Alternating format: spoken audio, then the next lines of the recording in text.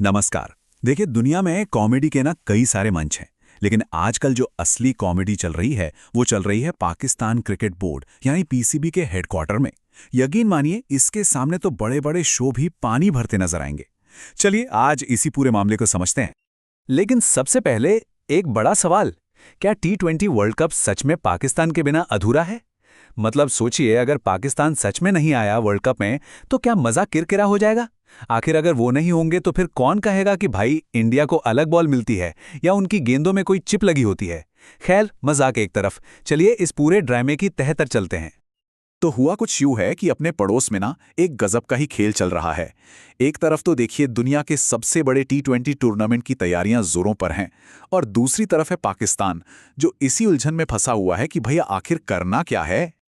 जी हाँ, पीसीबी इस कदर इतना कंफ्यूज्ड है कि उन्हें समझ ही नहीं आ रहा कि श्रीलंका की फ्लाइट पकड़ें या फिर घर में आराम से बैठकर टीवी पर मैच देखें। और उनकी ये जो नौटंकी है ना, अब पूरी दुनिया देख रही है। और पाकिस्तान के इस ड्रामे का आलम तो देखिए, ये है कि अब तो आइसलैंड जैसे देश भी उनके मजे लेने लगे हैं। जी हाँ, बिल्कुल सही सुना, आइसलैंड। आइसलैंड क्रिकेट ने सोशल मीडिया पर पाकिस्तान को ऐसा धोया है कि हर कोई हंस हंस कर लोटपोट हो रहा है। मतलब उन्होंने इस पूरी नौटंकी में एक बहुत ही मजेदार तड़का लगा दिया है। तो आइसलैंड क्रिकेट ने एक्स यानी पुराने ट्विटर पर लिखा कि भाई हम ना पाकिस्तान बोर्ड के फैसले का बड़ी बेसब्री से इंतजार कर रहे हैं। अगर वो लोग 2 फरवरी को टूर्नामेंट से हट जाते हैं तो हम तो अपना बोरिया बिस्तरा समेटकर तुरंत श्रीलंका के लिए उड़ने को तैयार बैठे हैं। लेकिन मजा तो इसके बाद आया। उन्होंने आगे लिखा कि देखिए, आइसलैंड से कोलंबो का सफर है तो बहुत लंबा, तो लॉजिस्टिक्स की थोड़ी दिक्कत तो हो सकती है, लेकिन हमारे जो ओपनिंग बल्लेबाज हैं ना, उनको वैसे भी नींद ज्यादा नहीं आती, तो वो तो लंबी फ्लाइट के लिए एकदम तैयार हैं। मतलब देख रहे हैं, आइसलैंड वाले सीधे सीधे कह रहे हैं कि तुमसे ना हो पाएगा बेटा, हटो और हमें खेलने दो। बात तो सीधी सी है, जब अपनी ही साख नहीं बचती ना, तो फिर छोटे छोटे देश भी ऐसे ही मजे लेने लगते हैं। लेकिन सवाल ये उठता है कि आखिर ये सब शुरू कहां से हुआ? ये पूरा का पूरा मामला शुरू हुआ पीसीबी की एक धमकी से, जो घूम फिरकर उन्हीं पर उल्टी पड़ गई। तो हुआ ये कि पिछले कई दिनों से पीसीबी के जो चेयरमैन हैं मोहसिन नकवी साहब, वो एक ही रट लगाए बैठे थे। क्या?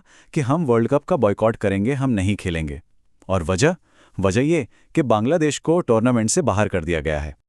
नकवी साहब को लगा था कि वो जैसे ही बॉयकॉट की धमकी देंगे, पूरी दुनिया में हड़कंप मच जाएगा, सब कांप उठेंगे।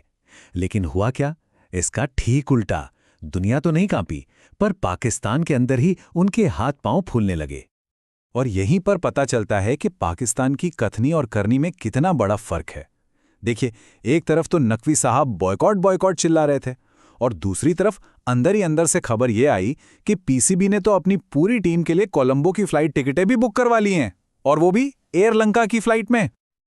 अब रिपोर्ट्स की माने तो खुद पाकिस्तान के राष्ट्रपति जरदारी और पाकिस्तानी सेना ने नकवी साहब को फोन घुमाया और बोला कि बेटा, ये बॉयकॉट का ख्याल ना दिमाग से निकाली दो। अरे यहां तक कि रमीज राजा और नजम सेठी जैसे जो पुराने चेयरमैन हैं, वो भी कहने लगे कि भाई चुपचाप श्रीलंका जाओ और खेलो। और उन्हें खास हिदायत दी गई थी कि कुछ भी हो जाए, भारत के खिलाफ मैच का बॉयकॉट करने की गलती तो भूल कर भी मत करना, क्योंकि अगर ऐसा हुआ तो इंटरनेशनल क्रिकेट काउंसिल यानी आईसीसी उन्हें क्रिकेट की दुनिया के नक्शे से ही मिटा देगी। तो अब जब बॉयकॉट वाला प्लान पूरी तरह से पिट गया, एकदम फेल हो गया, तो पाकिस्तान अब अपनी इज्जत बचाने के लिए एक नया और सच कहें तो काफी कमजोर रास्ता ढूंढ रहा है। तो अब नया प्लान क्या है? खबर ये आ रही है कि पीसीबी अब आईसीसी से इजाजत मांगेगा। किस बात की? कि वो बांग्लादेश के समर्थन में अपनी बाह पर बस एक काली पट्टी बांधकर खेल सकें। मतलब सोचिए, कहां से कहां आ गए। जो बोर्ड कुछ दिन पहले तक पूरे वर्ल्ड कप का बॉयकॉट करने की धमकियां दे रहा था, वो अब सिर्फ एक काली पट्टी बांधने के सांकेतिक विरोध के लिए इजाजत मांग रहा है। देखिए, पाकिस्तान को ये बात समझनी ही होगी कि क्रिकेट अब धमकियों से नहीं बल्कि प्रोफेशनल एग्रीमेंट से चलता है। वैसे एक सवाल तो बनता है, क्या पाकिस्तान को ये काली पट्टी बांधने की इजाज़त मिलनी चाहिए या फिर उन्हें घर पर बैठकर आइसलैंड के मैच ही देखने चाहिए? इस पर सोचिएगा ज़रूर।